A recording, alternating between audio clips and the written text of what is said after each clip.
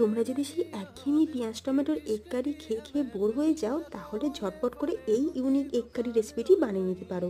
প্রথমে সিদ্ধ ডিমের মধ্যে কাট লাগিয়ে দিয়ে সেটাকে নুন, হলুদ, কাশ্মীরি লঙ্কা গুঁড়ো দিয়ে ভেজে তুলে রাখতে হবে। তারপর কড়াইতে 1 চামচ তেলের মধ্যে একটু মোটা করে কেটে রাখা পেঁয়াজ, আদা, রসুন, কাঁচা লঙ্কা আর কাজু বাদাম একটুখানি ভেজে নিয়ে সেটা মিক্সিতে দিয়ে এবার তাতে কিছুটা ধনেপাতা আর অল্প সামান্য জল দিয়ে মশলাটার খুব সুন্দর করে পেস্ট বানিয়ে নিতে হবে। এরপর কড়াইতে কিছু গোটা মশলা সাথে শুকনো লঙ্কা ফোড়ন দিয়ে মশলা বাটাটা দিয়ে অল্প সামান্য জল দিয়ে ভালো করে মশলা কষিয়ে নিতে হবে। যখন দেখবে এরকম দানা দানা টাইপের হয়ে যাবে, তখন লঙ্কার গুঁড়ো, হলুদ গুঁড়ো, ধনের গুঁড়ো আর টক দই দিয়ে ভালো করে মশলাটা কষিয়ে নিয়ে যখন দেখবে মশলা থেকে তেল ছেড়ে দেবে, দিয়ে দিতে হবে ভেজে রাখা ডিম।